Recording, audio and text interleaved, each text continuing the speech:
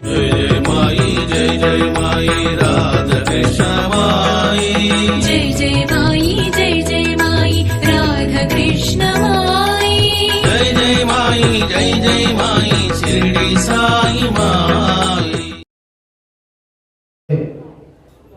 மிக அற்புதமாக நல்ல ஒரு பேருரை ஆற்றுவதற்காக அருள்குரிய சகோதரர் கூத்தனூர் திருவாரூர் மாவட்டம் கூத்தனூரை சார்ந்த சக்தி மைந்தர் சாய் சரவணன் அவர்களை அன்போடு அழைக்கின்றோம்.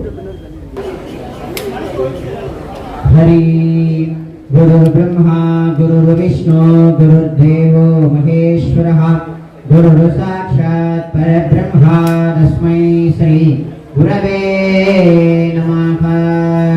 अनंत कोटि ब्रह्मांड नायक राजातिराज योगिराज परब्रह्म श्री सच्चिदानंद सद्गुरु साईनाथ महाराज की जय। जगत माता श्री राधा कृष्ण माई की जय। நம்ம இன்னைக்கு நாகர்கோவில்ல இரண்டியல்னு சொல்லக்கூடிய ஒரு அற்புதமான பாபாவுடைய பிருந்தாவனத்துல 2வது வருட வருஷாபிஷேகம் ரொம்ப சீரும் சிறப்புமா காலையில இருந்து நடந்துட்டு இருந்துச்சு. சுவாமி தனக்கு தேவையானத தானே உருவாக்கிப்பார். அந்த விதத்துல தன்னுடைய வருஷாபிஷேக விசேஷத்துல யாராரு கலந்துக்கணும், யாராரு தனக்கு பூஜை செய்யணும், யாராரு தன்னை தொட்டு வஸ்திரம் மாத்தணுங்கிற அளவுக்கு சுவாமி தேர்ந்தெடுத்து வச்சிருக்கார். அதுபோல நம்மளுடைய வாழ்க்கையில நடக்கக்கூடிய ஒவ்வொரு காரியங்களையுமே சுவாமி தான் நியமிச்சு வைப்பார். பேசக்கூடிய ஒவ்வொரு வார்த்தைகளும் ஒவ்வொரு சத்தங்கமான பேச்சுகளுமே எல்லாரும் ஆங்காங்கே என்ன செய்கிறீர்களோ அதை செய்து கொண்டு காது அண்டு மனது, காதையும் மனதையும் இந்த பேச்சுக்கு கொஞ்சம் கொடுத்துருங்க. ஏன்னா நம்ம பேசக்கூடிய ஒவ்வொரு பேச்சுமே பாபாவுடைய சம்பந்தப்பட்டது. பாபாவை பத்தி தெரியாம அவர் கூட இருந்தா நமக்கு ஒண்ணுமே கிடைக்காது. அதாவது பாபாவே சொல்றாரு, பண்டரிபுரம் போற அப்படின்னா பாண்டுரங்கனை பத்தி தெரிஞ்சுக்கிட்டு போ, தெரியாம போனா ஒண்ணுமே கிடைக்காதுன்பார்.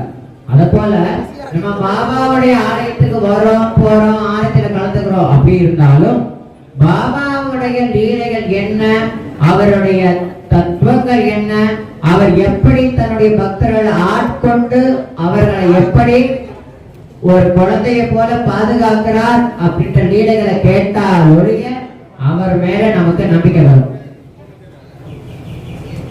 எப்படி நாயன்மார்கள் ஆழ்வார்களை பத்தி நம்ம தெரிஞ்சுக்கிட்டு அந்த பரமேஸ்வரனையும் நாராயணனையும் நம்ம இன்னைக்கு வழிபடுறோமோ, அத போல பாபாவுடைய அடியார்களை பத்தி நம்ம தெரிஞ்சுக்கிட்டாதான் சாய்நாதருடைய மகத்துவம் என்ன, அவருடைய உயரியதான ஞானம் என்ன, அவர் எப்பேற்பட்ட பரமாத்மா அப்படின்றத நம்ம தீர்க்கமா உணர முடியும். பாபாவை உணரணும் அப்படின்னா இந்த மனசு பக்குவம் அடையணும்னு சொல்லுவாங்க. இந்த பொங்கல் விழா கூட ரொம்ப அற்புதம் நடந்துச்சு. அந்த பொங்கல் விழா நடக்கும் பொழுது தானா அந்த பொங்கல் பொங்கிடாது. அதுக்கு ஒரு 4 செங்கல் வேணும், பற்ற வைக்கிறதுக்கு கொஞ்சம் விறகுகள் வேணும், மேல ஒரு பானை வச்சு தண்ணீர் ஊற்றி பதபதமா பக்குவமா தான் அந்த பொங்கல் ஆகுமே தவிர சடார்னு ஆயிடாது. அப்ப பாபாவை பத்தி நம்ம உணரணும் அப்படின்னா பக்குவப்பட்டதான் உணர முடியும். பகவானை பத்தி பேசணும் அப்படின்னா தெரிஞ்சுக்கிட்டாதான் பேச முடியும். அதே போல பாபாவுடைய லீலைகளை உணரணும், அவருடைய அறிவார்ந்த லீலைகளுக்கான அர்த்தங்களை கண்டுபிடிக்கணும்னா முதல்ல மனசுக்கு ஒரு பக்குவம் வேணும். அந்த பக்குவம் இருந்தால் ஒழிய பாபாவை நம்ம உணர முடியும். அவருடைய கிருபை இருக்கலாம், அவர் நம்மளை கூப்பிடலாம், நம்ம பாபா பார்க்கலாம், கன்னத்துல போட்டுக்கலாம், விபூதி குங்குமம் வச்சுக்கலாம். ஆனால் அவரை உணரணும்னா என்ன பண்ணும், அவருடைய லீலைகளை தெரிஞ்சுக்கிட்டாதான் உணர முடியுமே தவிர அவருடைய லீலைகளை தெரிஞ்சுக்காமலையோ அவரை பத்தி புரிஞ்சுக்காமலையோ அவரை நமஸ்கரிக்கிறதுனால நமக்கு பெரிய லாபங்கள் கிட்டலாம். அது உலகாயுத விஷயங்கள். பாபா என் பொண்ணு எக்ஸாம் எழுத போறா, அவளுக்கு நீங்க தான் கூட இருந்து அனுகிரகம் பண்ணணும்னு சொன்னா அனுகிரகம் பண்ணுவாரு.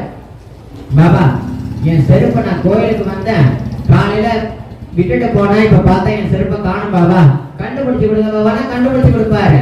என்னப்பா இப்படிலாம் சொல்ற அப்படின்னா, பாபாவுடைய சச்சரிதத்துல பாபாவை சோதிக்க வந்த ஒருத்தனுடைய செருப்பை பாபா தேடி கண்டுபிடிச்சு கொடுத்தார். ஒருத்தருடைய நகை காணா போச்சு, பாபா கண்டுபிடிச்சு கொடுத்தார். சில பேர் மனசையே தொலைச்சிடுறாங்க, மனசையும் பாபா சரிநிலை பண்ணி கொடுப்பார். நம்ம எதெல்லாத்தையும் தொலைகிறோமோ அது எல்லாத்தையும் சரிநிலைப்படுத்தி நம்மளுடைய வாழ்க்கைக்கு தேவையான அத்தனையத்தையும் கொடுப்பார் சுவாமி. அத்தனைக்கும் மேல மன பக்குவத்தை பயங்கரமா கொடுப்பார் பாபா. பாபா கிட்ட ரொம்ப எளிமையா வந்த எல்லாருமே உணரலாம். பாபா ஆரம்ப காலத்துல ஒத்தொத்தரையும் ஆளும் பொழுது ஆட்கொள்ளும் பொழுது ரொம்ப அற்புதமா ஆட்கொள்வார், கேட்டது எல்லாத்தையும் செய்வார். ஆனால் காலம் கனிய கனிய கனிய நம்ம ஏன் பாபா கிட்ட வந்தோம், இவர் ஏன் நம்மளை போட்டு படாத பாட எடுத்துறாரு, இவர் ஏன் கருணையை காட்ட மாட்டேங்கிறாரு அப்படின்ற மாதிரி எல்லாம் பாபா லீல பண்ணுவார், அதிகமா பண்ணுவார். அதனாலதான் சாயி சஸ்கிருதத்துல அடிக்கடி சொல்லக்கூடிய வார்த்தை என்ன அப்படின்னா, பாபா தன்னுடைய பக்தர்களை ஆட்கொண்டு எல்லாமே செய்வார் குறிப்பிட்ட காலம் வரைக்கும், அப்புறம் பண்ண மாட்டாரு. அப்பனா பண்ணுவாரு.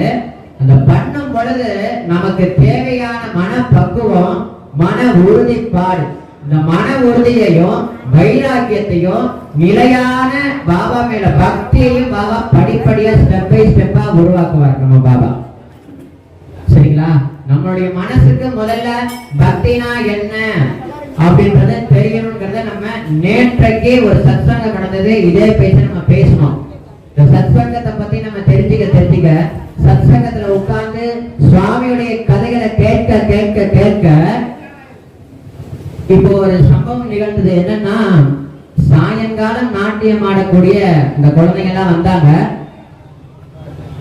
உட்கார்ந்த இடத்துலயே அபிநயம் பிடிக்கிறாங்க. நான் பார்த்தேன், உட்கார்ந்த இடத்துலயே அவங்க மனசு ஃபுல்லா சாயங்காலம் ஆடக்கூடிய ஆட்டத்துக்கு இந்த சேர்ல உட்கார்ந்து அபிநயம் பிடிக்கிறாங்க. எதுக்கு? அதுல இருந்து நான் அடியன் என்ன தெரிஞ்சுக்கிறேன் அப்படின்னா, சாயங்காலம் ஆடக்கூடிய ஆட்டத்துக்கு உட்கார்ந்த இடத்துலயே அபிநயம் பிடிக்கிறீங்களே இந்த குழந்தைங்க, நம்மளுடைய வாழ்க்கைன்னு சொல்லக்கூடிய ஆட்டத்துக்கு நம்ம ஏன் பக்குவப்படக்கூடாதா? பயிற்சி. நான் சொல்றது புரியுதுங்களா? பயிற்சி. அந்த பயிற்சியை தான் பாபா நமக்கு சோதனைகளாகவும் வேதனைகளாகவும் அன்போட பிரியமோட கொடுப்பார். ஏன் கொடுக்கிறாருன்னா, மனசு பக்குவப்படுறதுக்காகத்தான். பக்குவப்படதான். அதாவது வாழ்க்கையில நம்ம எல்லாத்துலயும் அடிப்படை தான், அடிப்படையே உயரும் அப்படின்றத நிறைய பேர் சொல்லுவாங்க இல்லையா?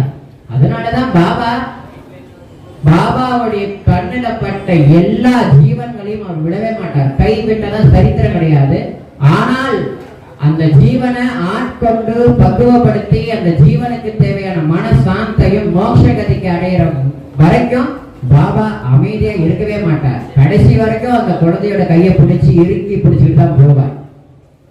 காலையில ஒரு ஐயா கேட்டாங்க, நான் நிறைய பாபாவை பத்தி சரித்திரம்லாம் படிக்கிறேன், பாபாவை பத்தி நிறைய இடத்துல வேறு வேறு கதையா சொல்லப்பட்டிருக்கு, எது உண்மை, அதுக்கு நீங்க இந்த ஸ்டேஜ்ல நீங்க வந்து சொல்லுங்க அப்படின்னு அந்த ஐயா சொன்னார். அவருக்கு என்ன டவுட் இந்த டவுட் எல்லாருக்கும் இருக்கான்னு எனக்கு தெரியாது. பாபாவுடைய முந்தைய அவதாரம் ஸ்ரீபாத ஸ்ரீ வல்லபர் தத்தாத்திரேயுடைய முதல் அவதாரம். அவரு தன்னுடைய தெய்வீகமான சரித்திரத்துல சாட்சாத் ஆஞ்சநேய சுவாமியினுடைய அவதாரமே சாய்பாபா அப்படின்றத அவர் சொல்லியிருக்கார். இது ஒரு பாதம். இரண்டாவது, சுகபிரம்ம ரிஷி இந்த கலியில காசியில கபீர்தாசரா பிறகுறார். அந்த கபீர்தாசர் தான் ஷிரடி சாய்பாபா வந்திருக்காரு. அந்த சாய்பாபா தான் திருவண்ணாமலை யோகி ராம் சுரத்குமாரா வந்திருக்காருன்றது ஒரு லீலை. அது ஒரு பக்கமா போயிட்டு இருக்கு.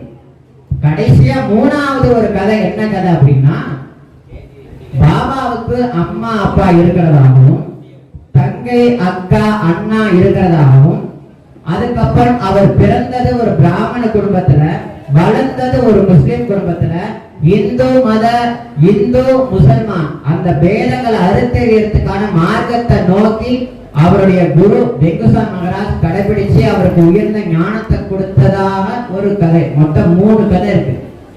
இப்ப பாபா ஒரு அவதார புருஷன், பாபா ஒரு இறைவன் அப்படின்றத நம்ம தீர்க்கமா தெரிஞ்சுக்கலாம்.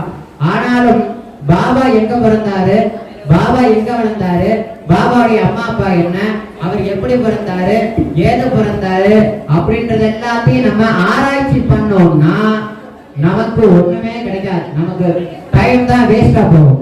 சரிங்களா? அதனால டைம் எல்லாம் வேஸ்ட் பண்ணாம காலையில ஒரு சின்ன ஒரு விஷயம் சொன்ன என்னன்னா, ஒரு பெரிய மாமரம், இந்த மாமரத்துல பழுத்த பழம் தொங்கிக்கிட்டு இருக்கு.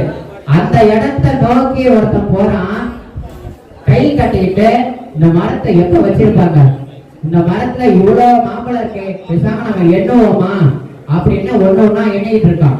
ஆனா பின்னாடி வந்த சின்ன பசங்க ஒரு 10 பசங்க இவன் எண்ணிக்கிட்டு இருக்கிறதை இவனை தள்ளி விட்டுட்டு அந்த 10 மாம்பழத்தை வாங்கி சாப்பிட்டாங்க. இதுல இருந்து நம்ம என்ன தெரிஞ்சுக்கணும்னா, பாபா எப்ப பிறந்தாரு, பாபா யாருக்கு பிறந்தாரு, பாபா எங்க வளர்ந்தாரு, பாபா எப்ப தோன்றினாரு நம்ம டெஸ்ட் பண்ணோம்னா நமக்கு ஒண்ணுமே கிடைக்காது.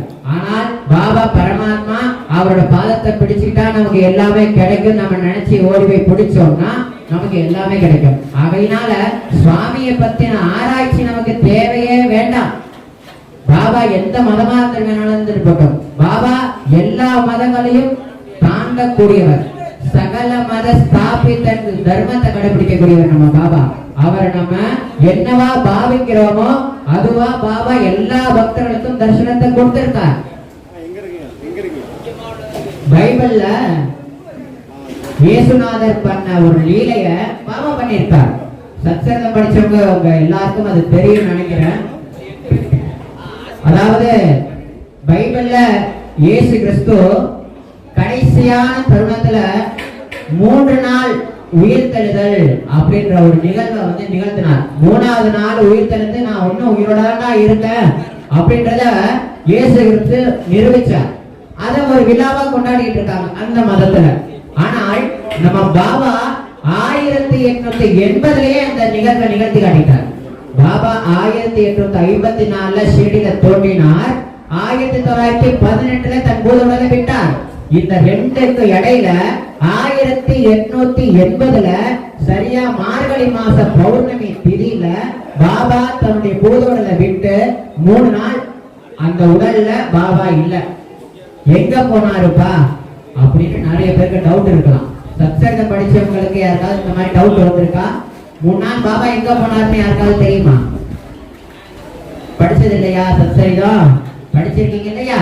பாபா மகசால்பரின்னு சொல்லக்கூடிய ஒரு பக்தருடைய மடியில தன்னுடைய உடம்பை கிடத்திட்டு, பகத் அல்லாவை நோக்கி போற, 3 நாளைக்கு உடம்ப நீ தான் பாதுகாக்கணும், 3 நாளுக்குள்ள நான் வந்துட்டேன்னா ஓகே, இல்லையா என்னை இந்த இடத்துல புதைச்சிருன்னு சொல்லி இடத்தையும் காமிச்சு கொடுத்துட்டு போயிட்டான். எங்க போனாரு என்ன பண்ணாருன்னு யாருக்காவது தெரியுமா? தெரியாது. இப்ப அவர் எங்க போனாருன்றத தெளிவா சொல்ற. இதுக்கான ஆதாரமும் இருக்கு. ஸ்ரீபாத ஸ்ரீவல்லப சரித்திராமிரதத்திலேயே பாபா 3 நாள் எங்க இருந்தார் என்ன பண்ணார்ன்றத சுவாமி பாதவல்லபர் சொல்லியிருக்கார், நிரூபிச்சிருக்கார். இப்ப பாபா அந்த 3 நாளைக்கு எங்கப்பா போனாருன்னு கேட்டீங்கன்னா, கொல்கத்தா காளிய பார்க்க போயிருக்கார் பாபா. நம்ம சாய்பாபா கொல்கத்தால இருக்கக்கூடிய காளிய பார்க்க போயிருக்கார்.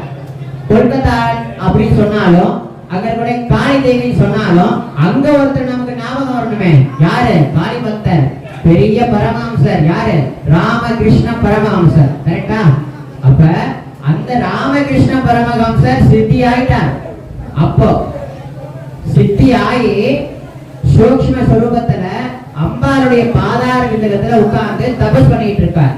இங்க பாபா 1880 தன் பூதவுடல 3 நாள் விட்டுட்டு நேரா கொல்கத்தா காளி கிட்ட உட்கார்றார். எதுக்க?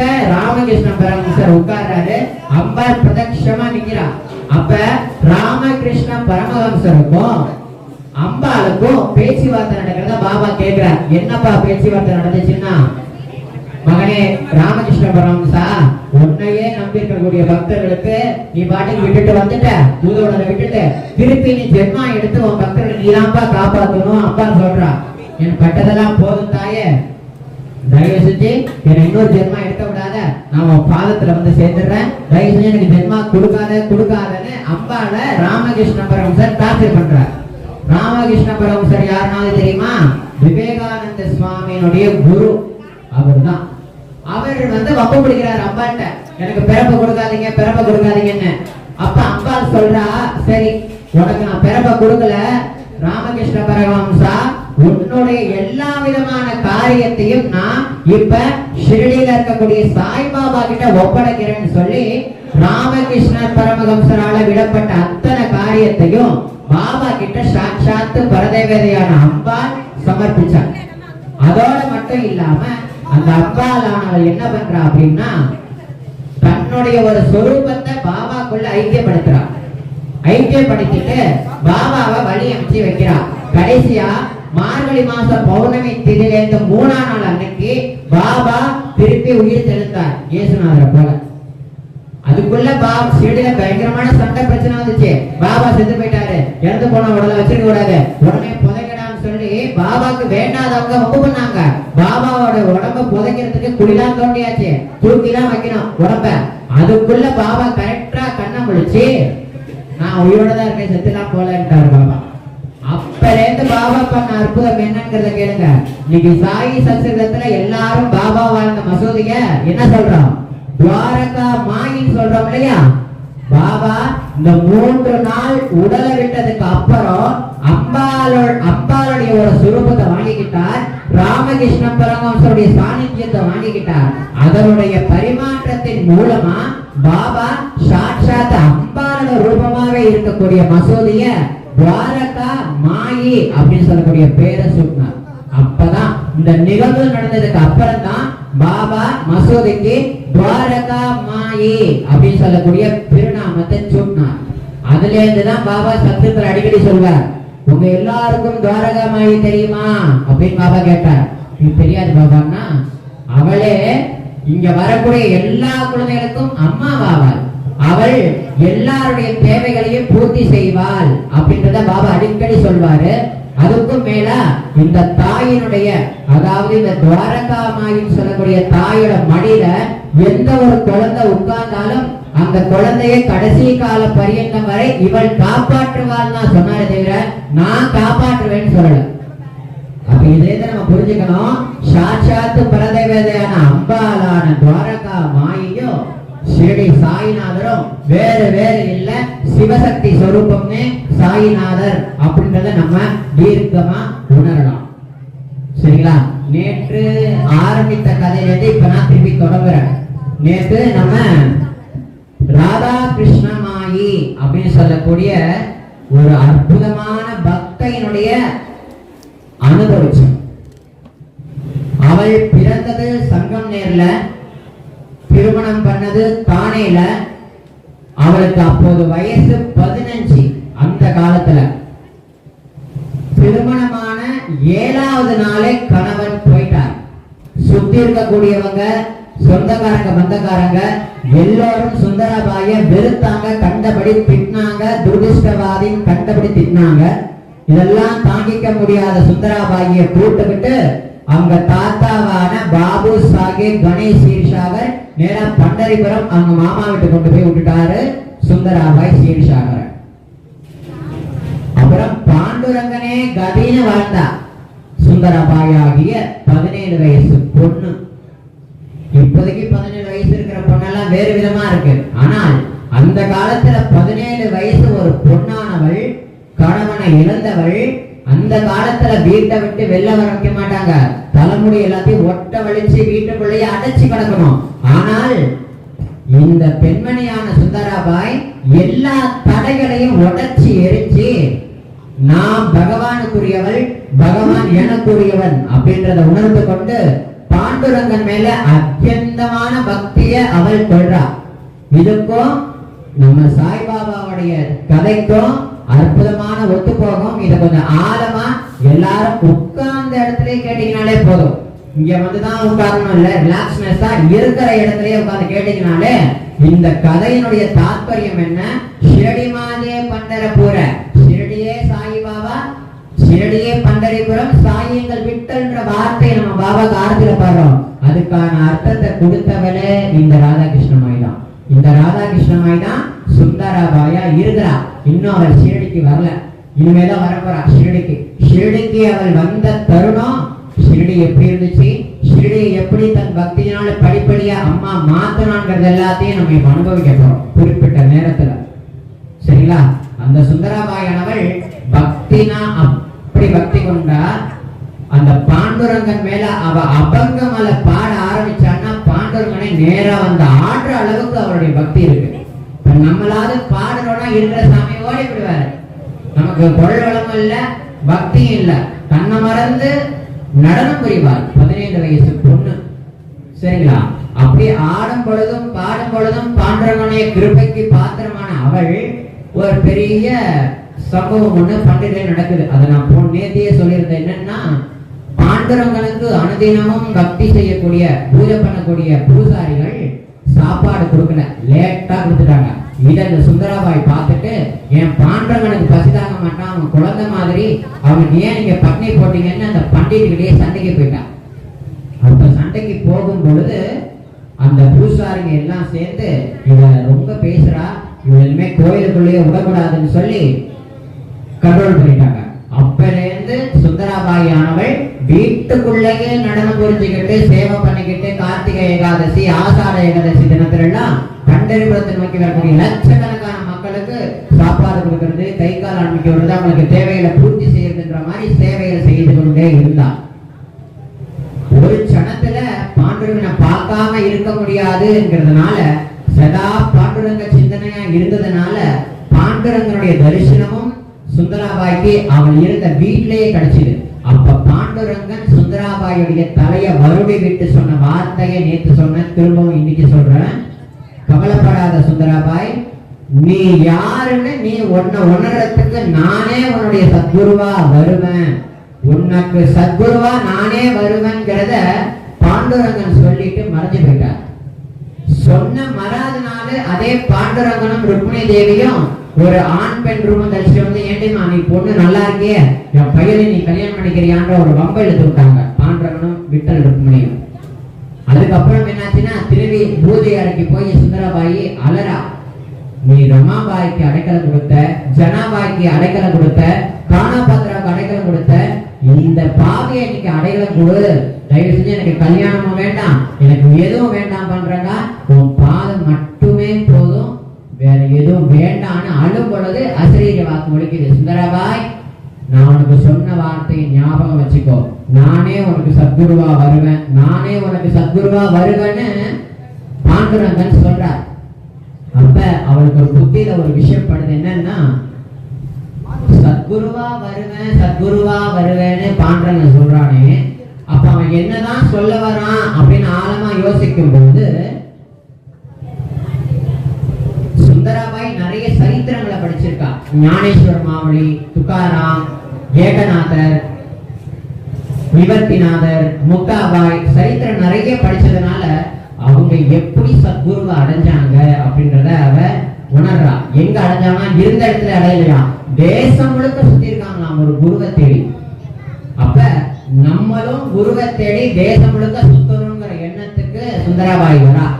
ஆக மொத்தம் 1900 சுந்தராபாயின்னு சொல்லக்கூடிய ஒரு விதவையான ஒரு பெண், 20 வயசு பொண்ணு, பண்டரிபுரத்துல தொடங்கின யாத்திரை இமயம் முதல் குமரி வரை 5 வருஷத்துல மனசு ஃபுல்லா பகவானை எண்ணி சத்குருவை தேடி அவன் பாதத்தை நாடி அவன் திருவடிக்கு சரணாகதி அடையணுன்ற எண்ணத்துல 5 வருஷமா சுத்தினா கடைசி வரைக்கும் சத்குருநாதர் கிடைக்கவே இல்லை. அவள் எங்கெங்கெல்லாம் போனாங்கிறத நான் இப்ப ஷார்ட்டா சொல்லிடுறேன். சுந்தராபாயானவள் பண்டரிபுரத்திலிருந்து மோகினிராஜ் டெம்பிள், அது இப்ப எங்க இருக்குன்னா ஷிரடியிலிருந்து 20 கிலோமீட்டர் தூரத்துல, அந்த ஆலயத்துக்கு போய் மோகினிராஜனுடைய அனுகிரகத்தை பெற்றால், அதுல இருந்து பக்கத்துல ஒரு சேத்திரம் இருக்கு, ஞானேஸ்வரின்னு சொல்லக்கூடிய ஒரு அற்புதமான நூல் எழுதப்பட்ட இடம். அங்கதான் ஞானேஸ்வர மாவடி வாழ்ந்தார், உட்கார்ந்து எழுதினார். அந்த இடத்தை நமஸ்கரிச்சார். அதுக்கப்புறம் ஏகநாத மகாராஜருடைய தரிசனத்தை பெற்றால், அங்கிருந்து ஏகநாத் மகாராஜருடைய குருநாதரான ஜனார்தன சுவாமியுடைய சமாதிக்கு போனாள். அங்கிருந்து ஆலந்தி, அங்கிருந்து தேகு, தேகுலேருந்து நேரா பிருந்தாவனம், பிருந்தாவனத்திலிருந்து நேரா காசி, கயா, புண்ணிய கஷேத்திரங்கள் எதெல்லாம் இருக்கோ இமய முதல் குமரி வரை நம்ம தமிழ்நாடு உட்பட. ஏன் இப்ப நம்ம அம்மா பத்தி பேசிட்டு இருக்கோம், இந்த வழியா கூட அம்மா ராதாகிருஷ்ணமாய் போயிருக்கலாம், வாய்ப்பு இருக்கு. ஏன்னா இந்த தாயை பத்தி நம்ம இன்னைக்கு பேசுறோம் இல்லையா, அப்ப இந்த வழியா அம்மா போயிருக்கலாம். கர்ணனை மார்போட சாத்திக்கிட்டு என் குருநாதன் எங்கே, என் குருநாதன் எங்கேன்னு சதா பகவானை நினைச்சிட்டு அம்மா போயிருக்கலாம். அதனால என்னவோ ஆயினுடைய சரித்திரத்தை நம்ம இப்ப அனுபவிச்சுட்டு இருக்கோம். உள்ளவெங்கும் போயும் என் குருநாதர் கிடைக்கலையேன்ற தாபத்துல திரும்பி இந்த சுந்தராபாய் பண்டரிபுரமே வந்துடுறான். என்னுடைய குருநாதன் எனக்கு கிடைக்கலையே, என் குருநாதன் எனக்கு கிடைக்கலையே என்ற தாபத்துல திருப்பி பண்டரிபுரம் அந்த சுந்தராபாய்க்கு அனுகிரகம் பண்றதுக்காக ஷிரடி சாய்நாதர் ஒரு பெரிய லீலை பண்றார். என்ன லீலை பண்றார் அப்படின்னா, சத்சரிதம் படிச்சவங்களுக்கு திருப்பி நல்லா தெரியும். என்னன்னா, நானா சாஹிப் சாந்தோர்கர் அவர் பாபாவுடைய உன்னதமான பக்தர், டெபுட்டி கலெக்டரா இருந்தவர். அவரை பாபா தன்னுடைய கிருபையினால அவர் வாழ்ந்த அகமது நகர்ல இருந்து பண்டரிபுரத்திற்கு மாறிட்டார். அதாவது இங்கிருந்து அங்க வேலை வாங்கி கொடுத்துட்டார் பாபா அவருடைய அருளால. அப்ப பாபாவை பார்க்கறதுக்காக நானா சாஹிப் வந்ததாகவும், அப்ப பாபா பாடினதாகவும், அதாவது பண்டரிக்கு நான் போக வேண்டும், அங்கேயே நான் தங்க வேண்டும், அதுவே என்னுடைய பரமாத்மாவோட வீடு அப்படின்றதெல்லாம் பாபா பாடினாராம். அப்ப நானா சாஹிப் இருக்கார் இல்லையா, அவர் பாபா நான் பண்டரிபுரம் போறேன், என் கூட நீங்களும் வாங்கலாம் பாபா அப்படின்னு கூப்பிடும் பொழுது, பாபா நான் பண்டரிபுரத்துக்கு வரத்துக்கு தயார், நீ இப்போ அங்க பாண்டரங்கன் உனக்கு ஒரு வேலையை கொடுத்திருக்கான், அந்த வேலையை நீ கரெக்டா செய், காரணம் இல்லாம பண்டரிநாதன் உன்னை கூப்பிடல அப்படின்ற ஒரு விஷயத்த சொல்லும் பொழுது அகமகிழ்ந்த நானா சாஹிப் சாந்தோர்கர் நேரா கிளம்பி பண்டரிபுரம் போறார். பண்டரிபுரம் போய் அவருடைய ஆபீஸ்ல உத்தியோகத்தை பார்த்துட்டு இருக்கார். அடிக்கடி இந்த ஏகாதசி நாட்கள் எல்லாம் அவர் போய் அழகா பாண்டவனை சேவிச்சுட்டு வந்துடுவார். அப்ப அவருடைய புத்தியில பாபா ஒரு தட்டு தட்டினார். என்ன தட்டுன்னா, ஏற்கனவே இந்த பாபு சாஹிப் கணேஷ் சீர்ஷாகன்னு சொல்லக்கூடிய உயர்ந்ததான வக்கீல் ஒருத்தர் இருந்ததாகவும், அப்புறம் பிற்காலத்துல காலமாயிட்டதாகவும் கேள்விப்பட்டு ஒவ்வொரு இடங்கள்லயும் எல்லா வக்கீல் எல்லா நீதிபதிகள் எல்லாரையும் உட்கார வச்சு ஒரு அறையில பேசிட்டு இருக்கார் நானா சாஹிப்.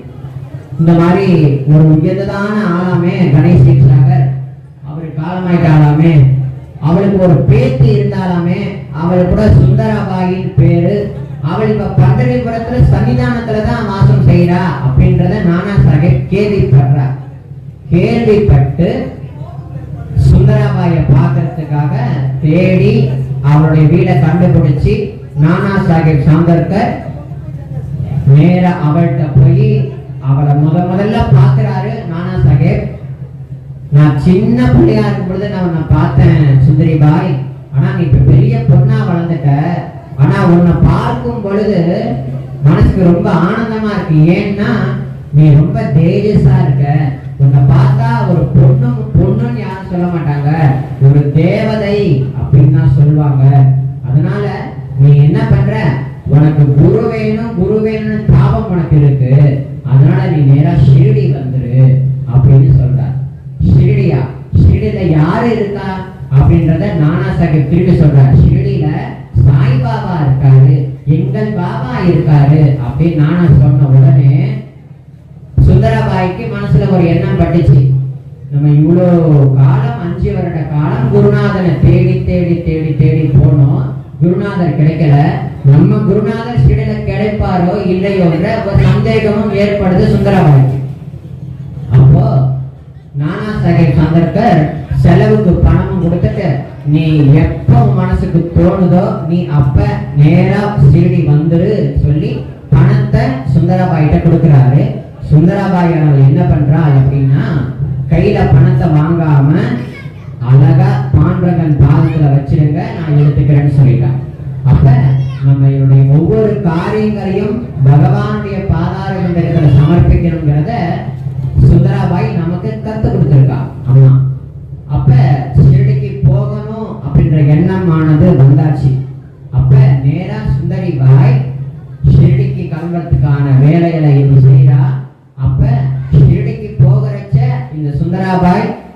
என்னென்ன பொருட்களை எடுத்துக்கொண்டு போனாங்கிறத இப்ப சொல்றேன். அதாவது மார்போடு அணைத்து கொண்ட ராதா கிருஷ்ண விக்கிரகம், ஒரே ஒரு ஜோல்னா பை, ஏகநாத பாகவதம், ஞானேஸ்வரி, இதத்தான் சுந்தரபாயானவள் ஷிரடிக்கு எடுத்துட்டு போனார். முதலாக பாபாவுடைய துவாரகா மாய்க்கு ஒரு அற்புதமான சிறுவன் கோபர்கான் ரயில்வே ஸ்டேஷன்ல இருந்து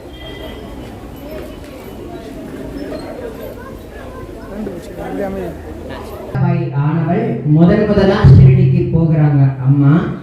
அப்ப முதலா போகும் பொழுது அம்மா 5 வருட காலம் சஞ்சாரம் பண்ணும் பொழுது ஆனந்தியை சேர்ந்த மகாத்மா ஞானேஸ்வர மாவடி ஒரு வாக்கு கொடுக்கிறார்.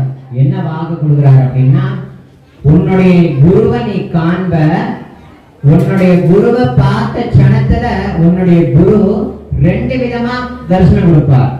ஒண்ணு ராதா கிருஷ்ண சுரூபமாகவும், ஒண்ணு பாண்டுரங்க சுரூபமாகவும் உன்னுடைய குருநாதர் தரிசனம் கொடுப்பாரு.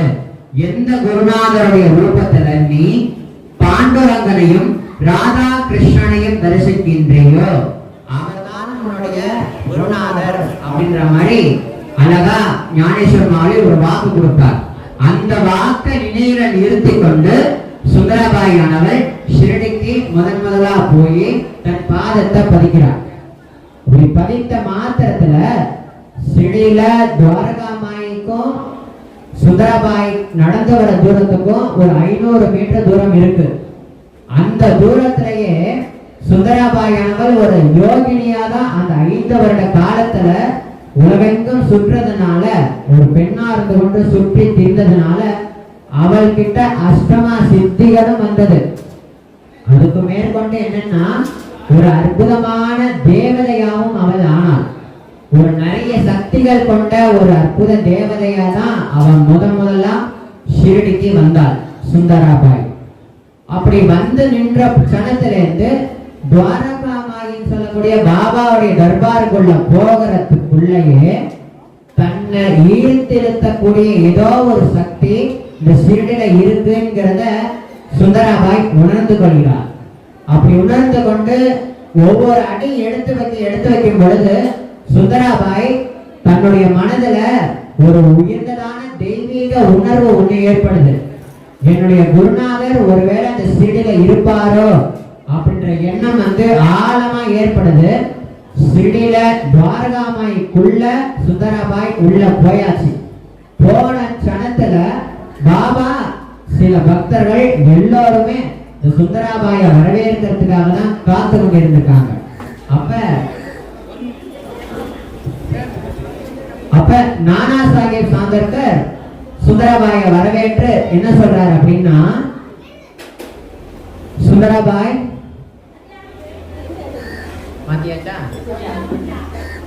வா சுந்தராபாய், இவர்தான் நம்மளுடைய சாய்பாபா அப்படின்னு பாபாவுக்கு சுந்தராபாயை அறிமுகப்படுத்தி வைக்கிறாரு நானா சாஹேப்.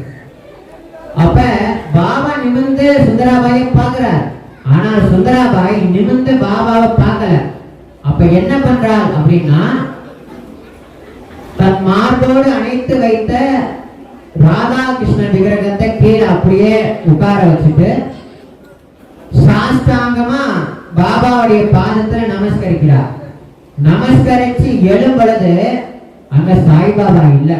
யார் இருக்கான்னா, தவம் இருந்த சுந்தராபாயோட ஆசை பாண்டுரங்கன் இருக்கார் இல்லையா, அவரை தரிசிக்கணும் ஒரு குருநாதர் ரூபத்துலன்னு.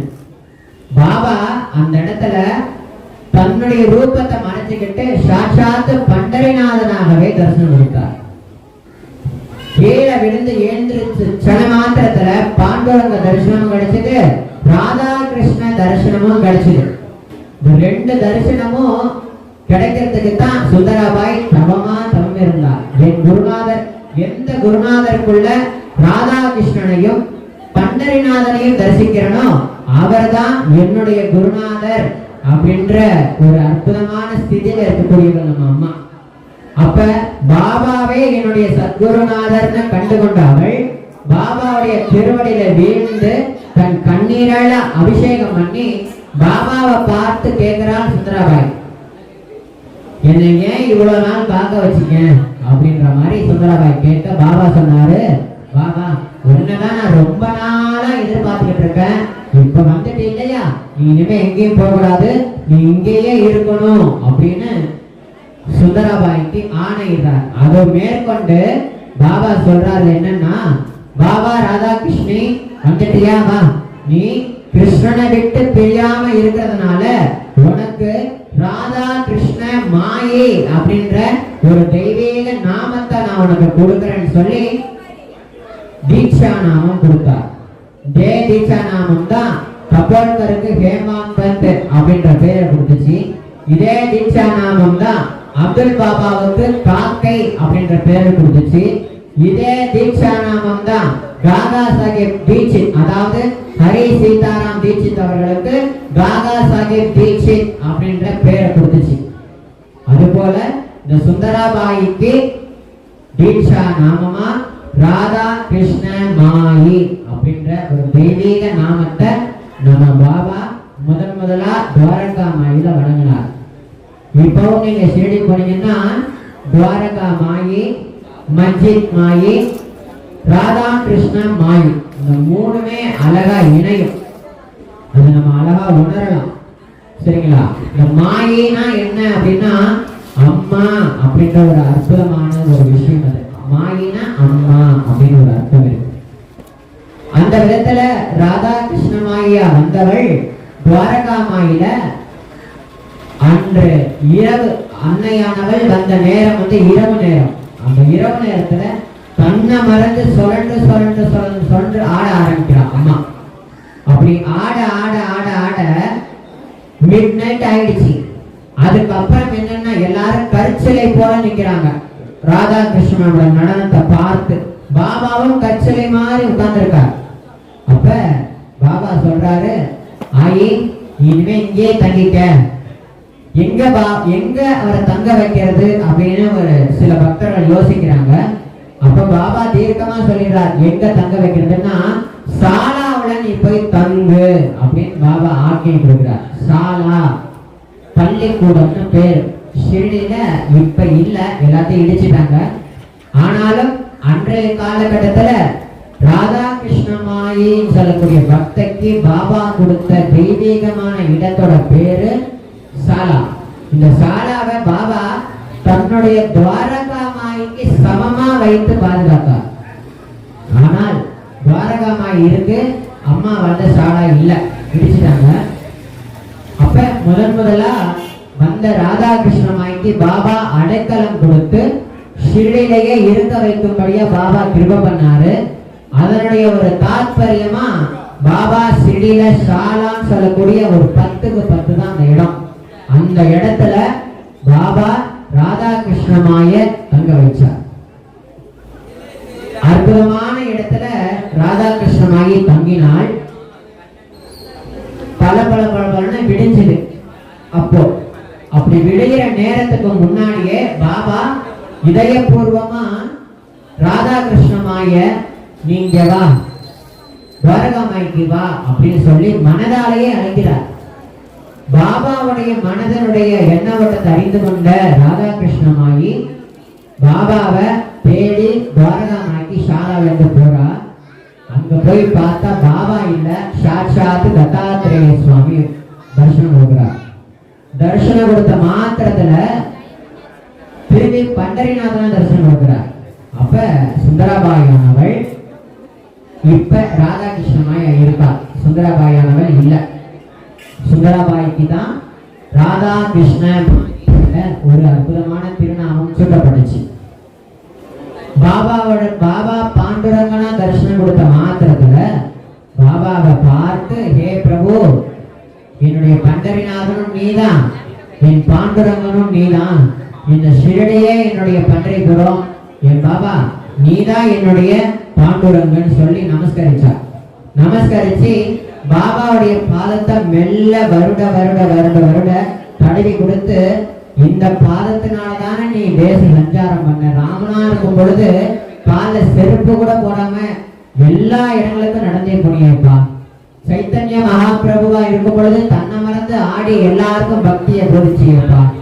இந்த பாதத்தினால உலகத்தையே நீ அளந்த சுவாமின்னு சொல்லி அந்த பாதார விந்தகத்தை ஸ்துதி பண்றா ராதாகிருஷ்ணமாய். அப்படி ஸ்துதி பண்ண பாபா திரும்பி தன்னுடைய உண்மையான ரூபத்தை காட்டி பாபா சொல்றார். என்ன சொல்றார் அப்படின்னா, உன்னுடைய தெய்வீக சங்கல்பத்தை நீ எடுத்துரு, உன்னுடைய காரியத்தை நீ செய்ய ஆரம்பிக்கலான்ற ஒரு ஆக்ஞையை கொடுக்கிறார். அந்த ஆக்ஞையை பூர்ணத்துவமா ராதாகிருஷ்ணமாய் ஏற்றுக்கொண்டார். ஏற்றுக்கொண்டதனுடைய ஒரு அற்புதமான விளைவினால ராதாகிருஷ்ணமாயானவள் திரும்பி தன்னுடைய சாடாவுக்கு போயிடுறார். விடிஞ்சிருது. அப்ப பல பேரு பலவிதமா ராதாகிருஷ்ணமாய பாக்குறாங்க. சில பேரு ஒரு தெய்வீக பொண்ணா இருக்காளே அப்படின்னு பாக்குறாங்க. சில பேரு ஒரு விதவையா இருக்காளே, இவ தன்னை வளர்ந்து நேற்று எல்லா ஆம்பளைங்களுக்கு முன்னாடி ஆடுறாளே, இவெல்லாம் ஒரு பொண்ணா அப்படின்னு பல பேரு ராதாகிருஷ்ணமாய திட்டிருக்காங்க. சில பேர் புகழ்றாங்க, சில பேர் திட்டுறாங்க. அந்த ரெண்டுத்துக்கும் நடுவுல தான் பாபா கிட்ட ராதாகிருஷ்ணமாயி பக்தி பண்றாங்க. எப்பேர்ன்ற பக்தி அப்படின்னா பிரேம பக்தி. பாபாவை பார்த்த சனத்துல தெய்வீக ஞானத்தை அடைஞ்சாச்சு. எதுன்னா வாழும் பொழுதே ஜீவன் முக்தின்னு சொல்லக்கூடிய உயர்ந்த நிலையை அவள் பெற்றுட்டான். அந்த உயர்ந்த நிலையை பெற்றுட்டா அதுக்கப்புறம் வேற எதுவுமே இல்லை, நம்ம வாழ்க்கையில சாதிக்க வேண்டியது எதுவுமே இல்லை. ஆனாலும் பாபாவுடைய தெய்வீகமான சங்கல்பத்துல இணைந்து கொண்டு பாபா சொல்லும்படியா தான் இயங்கணும்ன்ற ஒரு நிர்பந்தத்துல ராதாகிருஷ்ணமாயி பாபாவை பார்த்து மகாராஜ் அப்படின்னு முதல்ல பாபாவுக்கு மகராஜ் அப்படின்ற பட்டத்தை சூட்டினவளும் ராதாகிருஷ்ணமாயி தான். அதோட மட்டும் இல்லையா, சாய் பாபாவா இருந்தவரை சாய்நாத மகாராஜனா மாத்தினவரும் ராதாகிருஷ்ணமாயி தான் தன் பிரேம பக்தியினால். சரிங்களா? அப்படி பக்தி பண்ணி காலையில விடிஞ்ச காத்தால வந்து ஷிரடிய ஒரு நோட்டம் விடுறா. பாபா எங்கெல்லாம் போறாரு, இந்த ஷிரடி கிராமம் எப்படிலாம் இருக்குன்னு பாக்குறா. ரொம்ப கேவலமா இருக்கான் அப்போ ஷிரடி கிராமம். என்னன்னா பிளேக் நோய் வந்தா, மலேரியா காய்ச்சல்லாம் வந்தாக்கா நிறைய பேர் இறந்து போயிடுறாங்க. இப்ப கொரோனா வந்து நிறைய பேர் இறந்து போனாங்க இல்லையா, அத போல அப்போ அந்த காலத்துல பிளேக் வியாதி வந்தா நிறைய பேர் இறந்து போயிடுவாங்க. அந்த மாதிரி ஷிரடியில நிறைய பேர் இறந்து போன காலமானது அப்போ. அப்ப ஷிரடியினுடைய தோற்றத்தை பார்த்து கண்ணீர் விட்டு அழறா ராதாகிருஷ்ணமாய். பாபா எப்பேற்பட்ட பரம்பொருள், அவர் வாழக்கூடிய இந்த ஷிரடி எவ்வளவு கேவலமா இருக்கு அப்படின்றத பார்த்து கண்ணீர் வடிக்கிறார். ஏன்னா ஷிரடியில பாபா எடுத்து வைக்கக்கூடிய ஒவ்வொரு அடியுமே கல்லும் முள்ளுமா இருக்கு. ஒரு பண்ணையினுடைய மனம், துர்நாற்றம் வீசக்கூடிய சாக்கடை, இந்த வழியாதான் பாபா நடந்து போயிருக்கார் அப்போ ஷிரடியில. எல்லாத்தையும் பார்த்து ராதாகிருஷ்ணமாயி தன்னை மறந்து அலறா. எப்படியாவது இந்த ஷிரடிய ஒரு புண்ணிய ஸ்தலமா மாத்தணும், எப்படியாவது இந்த ஷிரடிய மிக உயர்ந்ததான சமஸ்தானமா மாத்தணும் அப்படின்றத அவள் நினைக்கிறார். மனதால நினைத்து கண்களை மூடி பாபாவை நினைத்து சங்கல்பம் எடுக்கிறார். என்ன சங்கல்பம்னா மகா சங்கல்பம். மகா சங்கல்பத்துல ஷிரடிய உயர்ந்த புண்ணிய சேத்திரமா மாத்துறது ஒண்ணு, இந்த ஷிரடிய பண்டரிபுரமா மாத்துறது ஒண்ணு, மூணாவது என்னன்னா சாய் பாபாவா இருந்த பகீர பாபா சாய்நாத் மகாராஜனா இந்த உலகம் கொண்டாடணும். இந்த உலகத்துல அவர் எல்லா இடங்களையும் அவருக்கு ஆலயங்கள் எழுப்பப்படணும், அவரை எல்லாரும் கொண்டாடணும்னு நினைத்த ஒரு அம்மானா அது ராதாகிருஷ்ணமாயி தான். பாபாவை எல்லாரும் கொண்டாடணும், பாபாவை எல்லாரும் புரிஞ்சுக்கணும், பாபாவுடைய நாமத்தை சொல்லி எல்லாரும் பிறவி பயணம் அடையணும்னு நினைச்சது ராதாகிருஷ்ணமாயி தான். நினைச்சதோட மட்டும் செய்யல அம்மா, அதை எப்படியாவது சக்சஸ் பண்ணணுமேங்கிறதுக்காக படிப்படியா ஷிரடியினுடைய நிலையை மாற்றி அமைத்தவள் அவள் தான். அந்த காலத்துல ஷிரடிக்கு போனீங்கன்னா கன்றாவியா இருக்கும். ஆனால் இப்ப ஷிரடி போய் பாருங்க, அவ்வளவு அழகா இருக்கும். இதுக்கு எல்லாத்துக்கும் அடித்தளமா இருந்தவள் இந்த ராதாகிருஷ்ணமாயி தான். தன்னுடைய பிரேம பக்தியினால பாபாவையே கட்டி போட்டவள், பாபாவுடைய எண்ண ஓட்டத்தை அறிந்து கொள்ளக்கூடியவள், அறிந்து கொண்டு பாபாவை உயர்ந்ததான பரம்பொருளா பாவித்து சாட்சாத்து பண்டரிநாதனா பாவிச்சு சாட்சாத் சிறுடியே பண்டரிபுரம் பாபா எங்கள் விட்டல்ன்ற பாவனையில இருந்து கொண்டு பாபாவுக்கு ஒவ்வொரு காரியமும் அம்மா தான் செய்தார். பாபாவுக்கு மகாராஜ் அப்படின்ற பட்டத்தை சுட்டினால் அது ஒண்ணு. ரெண்டாவது, பாபாவுக்கு அந்த காலத்துல ராதா கிருஷ்ணமாயி ஷிரடிக்கு வந்தது 1006. பாபாவுடைய புகழ் உலகமெங்கும் செழித்தோன்றியது 1010க்கு மேலதான் பாபாவுடைய புகழானது தேசம் முழுக்க பரவுச்சு. அது வரைக்கும் பரவல, அப்படியே சாதாரணமா தான் இருந்துச்சு. பாபாட்ட போனா குழந்தை பாக்கியம் கிடைக்கும், பாபாட்ட போனா வேலை கிடைக்கும், பாபாட்ட போனா அது கிடைக்கும், பாபாட்ட போனா இது கிடைக்குன்ற எண்ணத்துலதான் ஷிரடிக்கு வந்தாங்க எல்லா மக்களும். சரி, பாபா எவ்வளவு உயர்ந்ததான பரம்பொருள் அப்படின்றத ஷிரடி மக்களும் உணரல, ஷிரடியில வாழ்ந்த சில பெரிய அடியார்களும் உணரல. எத்தனையோ மகான்கள் பாபாவை பார்த்து, ஷிரடிக்கு வந்து பாபாவை பார்த்து, பாபா எவ்வளவு உயர்ந்ததான பரம்பொருள், சாட்சாத் பண்டரிநாதனுடைய அவதாரமே இவர் அப்படின்னு சொல்லிட்டு போன மகான்கள் இருந்தாங்க. எவ்வளவு பெரிய மகான்கள் சொன்னாலும் பாபாவை கடைசி வரைக்கும் பிச்சைக்காரனை பார்த்தவங்க தான் அதிகம் ஷிரடியில. பாபாவை ஒரு இறைவனாக பார்த்த தவறிட்டாங்க எல்லாரும். ஆனால் இது ஒரு பக்கம் இருந்தாலும் பாபா பண்டரிநாதன் சாட்சாத் பகவான் அப்படின்றத தீர்க்கமா உலகம் அறிய பகரா போட்டு சாட்சாத் பாபா தான் பண்டரிநாதன், பாபா தான் பரமாத்மாங்கிறத ராதா கிருஷ்ணமாயி தன் பக்தியால் நிரூபணம் பண்ணி காட்டினான் அம்மா. அவருடைய நிரூபணங்கள் எல்லாமே ரொம்ப அற்புதமானது. ஏன்னா பாபாவுக்கு சாதாரணமான வழிபாடு தான் பண்ணிட்டு இருந்தாங்க. மத்தியான ஆரத்தி, இந்த ஆரத்தி சாயி பாபா அப்படின்ற பாட்டு மாதவ் அக்பர்னு சொல்லக்கூடிய பக்தரால் எழுதப்பட்டுச்சு. அது ரொம்ப பிரேமையா பாபாவுக்கு தனித்தனி ஆளாதான் போய் ஆரத்திலாம் காமிச்சிட்டு இருந்தாங்க. குரூப்பாலாம் யாரும் போயிருக்க மாட்டாங்க. அவருக்குன்னு தனியா பூசாரியோ, பூசாரிக்கு இன்னொரு துணையோ யாரும் இல்லை.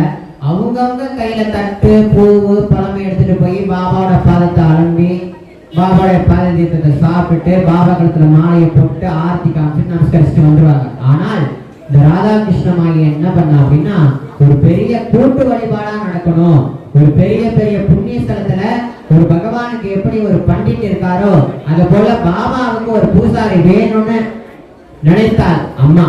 அந்த பாபா செயல்படுத்தி காமிச்சார். யாரை பிடிச்சிருந்தார் அப்படின்னா, மேகா அப்படின்னு சொல்லக்கூடிய பக்தரை பாபா ஆயோட சங்கல்பத்தின் பெயரை பிடிச்சு இழுத்தார். மேகாவோட கதை எல்லாருக்கும் தெரியும்.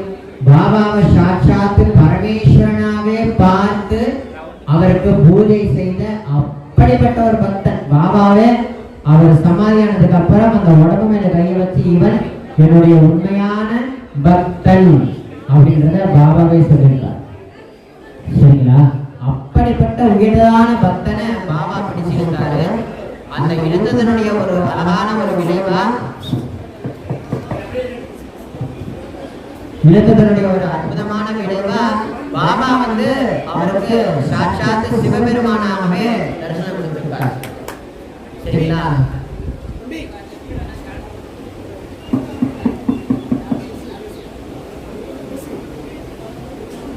சாட்சாத் பரமேஸ்வரனாகவே தரிசனம் கொடுத்தாரு. அதுல இருந்து பாபாவை இந்த மேகா கெட்டியமா பிடிச்சுக்கிட்டாரு. இதுக்கு உதவி செய்ததும் ராதா கிருஷ்ணமாயி தான். ஏன்னா ராதா கிருஷ்ணமாயினுடைய திவ்ய சரிதத்தை நம்ம சொல்ல போனாக்கா தொடர்ந்து ஒரு 7 நாளாவது வேணும். இந்த ஒரு நாள், இந்த அரைக்குறையான அரை நாளெல்லாம் 1 மணி நேரம் 2 மணி நேரத்துலலாம் ராதா கிருஷ்ணமாயை பத்தி சொல்லவும் முடியாது, பூர்ணத்வமா முடிக்கவும் முடியாது. ஏன்னா அவ்வளவு உயர்ந்ததான திவ்ய சரித்திரம் அவளுடையது. அவள் பண்ண சாதனைகளை குறிப்பிட்ட விதமா சொல்ல சொல்லி சத்சங்கத்தை போட்டி பண்ணலாம். ராதா கிருஷ்ணமாயானவள் பாபாவுக்கு ஒரு அற்புதமான கூட்டு வழிபாட பண்ணணும்னு ஆரம்பிச்சா. அற்புதமா இரவு ஆரத்தி, காலை ஆரத்தி, இந்த 2 ஆரத்தியையும் பாபாவுக்கு ஆரம்பித்து வைத்தவர் இந்த ராதா கிருஷ்ணமாயி தான். ஆரம்பித்ததனுடைய ஒரு விளைவாதான் 4 வேளை ஆரத்தி இப்ப நடந்துட்டு இருக்கு. அவள் ஆரம்பிச்சு வச்சதுதான். அதுக்கும் மேலா பாபாவுக்கு எல்லா ஆலயத்திலுமே குரு பூர்ணிமா அப்படின்னு சொல்லக்கூடிய விழாவை அழகா செய்துகிட்டு இருக்கோம். இந்த குரு பூர்ணிமா விழாவை நமக்கு கொடுத்தவளும் இந்த ராதா கிருஷ்ணமாயி தான். ராமநவமி பண்டிகைய வெகுவா அற்புதமா கோலாகலமா கொண்டாடும்படி செய்தவளும் இந்த ராதாகிருஷ்ணமாயி தான். கோகுலாஷ்டமி, தத்தாத்திரேயர் ஜெயந்தி எல்லாத்தையும் கொண்டாடிபடி வைத்தவளும் இந்த ராதாகிருஷ்ணமாயி தான். ராமநவமி அன்னைக்கு ராமனுக்கு ஒரு அழகான தொட்டில கட்டி அதுல ராமனை படுக்க வைத்து அலங்கரிச்சு அவரை கொண்டாடணும்னு நினைத்தவள் அந்த ராதாகிருஷ்ணமாயி தான். ஓம் சாய், ஸ்ரீ சாய், ஜெய ஜெய் சாயின்னு சொல்லக்கூடிய உயர்ந்ததான மங்களமான நாமத்தை பாபா இருக்கும் பொழுதே தண்டோரா போட்டு நாம சப்தாகமா சித்திரை 1ஆம் தேதியிலிருந்து சித்திரை 7ஆம் தேதி வரைக்கும் தேசத்துக்கு நாம சப்தாகமா கொடுத்தவள் ராதாகிருஷ்ணமாயி தான். பாபாவுடைய திவ்யமான மங்களமான நாமமான சாயி சாயின்ற நாமத்தை எல்லாரும் ஜபம் பண்ணணும்னு நினைத்து அதை எல்லாருக்கும் கொடுத்தவள் இந்த ராதாகிருஷ்ணமாயி தான். எல்லாத்துக்கும் மேலா பாபாவுக்கு பல்லக்கு தூக்கி எல்லாரும் கொண்டாட தெரியுமா? தேசம் முழுக்க எல்லாருமே பல்லக்கு தூக்கி கொண்டாடிடுவாங்க. கேட்ட சாவடி ஊர்வலம்னு சொல்லுவாங்க. அந்த சாவடி ஊர்வலத்தை கொண்டாடும்படியா பண்ணதும் இந்த ராதாகிருஷ்ணமாயி தான். இது எல்லாத்துக்கும் வசதியா போனா பாபாவுடைய உயர்ந்தான ஆன்மீக சாம்ராஜ்யத்துக்கு பட்டம் கட்டின மாதிரி சமஸ்தானமா உருவாக்குனதே இந்த ராதாகிருஷ்ணமாயி தான். சச்சரிதத்தை படிச்சவங்க எல்லாருக்குமே தெரியும். ராதாகிருஷ்ணமாயினுடைய ஒரு பேர் உழைப்பு இல்லைன்னா, கடுமையான உழைப்பு இல்லைன்னா, அவருடைய பக்திங்கிறது ஒண்ணு இல்லைன்னா ஷிரடி சமஸ்தானமா ஆயிருக்காது அப்படின்றதுதான் எல்லாருடைய கருத்தும் கூட. சரிங்களா? இன்னைக்கு ஷிரடியில பாபா ராஜாதி ராஜனா இருக்கார். அதே ஷிரடியான இந்த ஷிரடி இரணியர் ஷிரடி நம்ம பாபா அனுகிரக சாய்பாபா இருக்கார் இல்லையா?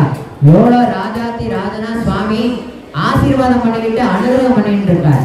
எவ்வளவு அழகா ராஜாதி ராஜனா அவர் அலங்கரிச்சு பாக்குறாங்க. பாபாக்கு எவ்வளவு அழகா சாமரம் வச்சுக்கிறாங்க. பாபாக்கு எவ்வளவு அழகா அந்த பஞ்சாரத்தையும் காட்டுறாங்க. பாபாக்கு எப்படி தூபம் தீபம் நைவேத்தியம் ஒரு இறைவனுக்கு சமமா பாவிச்சு அவருக்கு எப்படிதான் பூஜை பண்றாங்க. இறைவனா பாவிச்சு இந்த பாவிக்கிறது, பாபாக்கு சாமரம் வச்சுக்கிறது, பாபாக்கு பஞ்சாரத்தை காட்டுறது, பாபாக்கு என்னென்ன சேவைகள் உண்டோ அத்தனை சேவைகளையுமே ஆரம்பித்து வைத்தவள் இந்த ராதாகிருஷ்ணமாயி தான். எல்லாத்துக்கும் மேலா சொல்ல போனா உங்களுக்கு கடைசியா சொல்றது என்னன்னா, சமஸ்தானத்தை உருவாக்கி இன்னைக்கு நம்ம எல்லாருக்கும் சமஸ்தானத்தை கொடுக்கறதோட மட்டும் இல்லாம பாபா இந்த தேசத்துல வெளிநாடு, இந்த இந்தியா தேசம், பாரத பூமி எங்கெல்லாம் பாபா உட்கார்றாரோ அங்கெல்லாம் தானும் இருந்து கொண்டு பாபாக்கு எல்லாருடைய ரூபத்திலையும் சேவை செய்யறவளும் ராதாகிருஷ்ணமாயி தான். இந்த ஆலயத்தை நிர்மாணிச்சு பாபாவுக்கு ஒரு அற்புதமான கருவியா இருக்கக்கூடிய தம்பதிகளான டாக்டர் கோலப்பன் ஐயா அவர்களும் அவருடைய துணைவியார்களுக்குள்ளையும் ராதாகிருஷ்ணமாயி தான் இருந்து கொண்டு பாபாவுக்கு சேவை பண்றாங்க. இது ரொம்ப ஆழமா உணர்றது ரொம்ப கடினம். இது உணரக்கூடிய விஷயமே தவிர விதண்டாவதமா பேசுறதுனால ஒன்றும் பிரயோஜனம் இருக்காது. அதனால ராதாகிருஷ்ணமாயி அப்படின்னு சொல்லக்கூடிய ஒரு தெய்வீக தாயினுடைய சரித்திரத்தை நம்ம எடுத்துக்கிட்டோம்னா, நம்ம பாபா கிட்ட எப்படி பழகணும், பாபா கிட்ட எப்படி பக்தி பண்ணணும், பாபா கிட்ட எப்படி பேசணும், பாபாவை எப்படி அனுபவிக்கணும், இதெல்லாம் நம்ம தெரிஞ்சுக்கணும் அப்படின்னு நம்ம ஆசைப்பட்டோம்னா ராதாகிருஷ்ணமாயின்னு சொல்லக்கூடிய ஒரு அந்த பக்தைய நம்ம மானசீகமா, அம்மா என்னுடைய மனசுல பக்தி இல்லை, எனக்கு நீ பக்தியை காட்டு, நான் பாபா கிட்ட பிரேம பக்தி பண்ணி நீ எப்படி பாபாவுடைய பாதத்தை அடைஞ்சியோ அதை போல நானும் பாபாவோட பாதத்தை அடையிறேன், எனக்கு பாபாவை விட்டவர் எந்த கதி கிடையாது, இந்த நாதியும் கிடையாது நம்ம நினைச்சோம்னா ஆல்ரெடி பாபாவை தஞ்சம் அடைஞ்சு பாபாவை சரணாகதி அடைஞ்சு பாபாவோட இரண்டரை கலந்து இப்பவும் அழியாம வாழ்ந்து கொண்டிருக்கிற ராதாகிருஷ்ணமாயி அம்மாவுடைய பாதத்தை பற்றினால் நமக்கு பாபா பூர்ணத்துவமா கிடைப்பார். பாபா ரொம்ப அற்புதமா கிடைப்பார். பாபா கிட்ட போய் நம்ம பாபா எனக்கு அது வேணும் இது வேணும் கேட்டீங்கன்னா கொடுப்பாரு. எதுவுமே வேண்டாம் பாபா எனக்கு நீ வேணும் அப்படின்னு கேட்டீங்கன்னா பாபா சொல்வார், நீ என் பாதத்தை பிடிக்காத, ஏற்கனவே என்கிட்ட பக்தி பண்ணி சரணாகதி பண்ணி என் பாதத்தை அடைஞ்சு என்னுடைய பக்தர்களுடைய பாதத்தை போய் பற்று அப்படின்றத பாபாவே சொல்வார். ஆகையினால இந்த கிடைக்கப்பட்ட இந்த சந்தர்ப்ப சூழ்நிலையை பயன்படுத்தி சத்சங்கத்துல என்ன அடியனால என்ன இயலுமோ அந்த அளவுக்கு ராதாகிருஷ்ணமயமா பற்றி முழுமையான விஷயங்களை கொடுக்க முடியல அப்படின்னாலும் ஏன்னா ராதாகிருஷ்ணனை பத்தி பேசணும் அப்படின்னா, பாபாவை பத்தி பேசணும் அப்படின்னா நாள் கணக்கு பத்தாது. மேக்சிமம் ஒரு 10 நாளாவது ஆகும். ஒரு நாளைக்கு 2 மணி நேரம் பேசினாதான் பாபாவுடைய லீலைகளையும் ராதா கிருஷ்ணமயி அம்மாவுடைய பக்தியை நம்ம அழகா புரிஞ்சுக்க முடியும், தெரிஞ்சுக்க முடியும். அதனால பாபா எங்கெல்லாம் இருக்காரோ, பாபாவை எங்கெல்லாம் கொண்டாடப்படுதோ, பாபாக்கு எங்கெல்லாம் ஆத்மார்த்தமா சேவைகள் நடக்குதோ, பாபாக்கு எங்கெல்லாம் ஆத்மார்த்தமா பூஜைகள், உற்சவங்கள், திருவிழாக்கள் நடக்குதோ அங்கெல்லாம் பாபாவும் இருக்காரு. பாபாவுடைய பக்தர்களும் அரூபதாரியா இருந்து கொண்டு எல்லாரையும் பயன்படுத்தி கொண்டு சேவை பண்றாங்க அப்படின்றதுதான் பரம சத்தியம்ன்றத சொல்லிக்கிறேன். அடியேனையும் ஒரு சிறு பொருட்டா மதிச்சு இந்த இரணியல் பாபா கோவிலுக்கு அடியேனையும் வர வைத்து எனக்கு இத்தகைய ஒரு மகா பாக்கியத்தை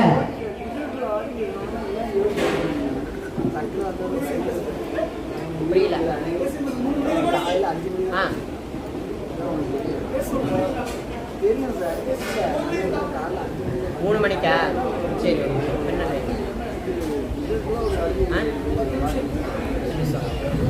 சரி.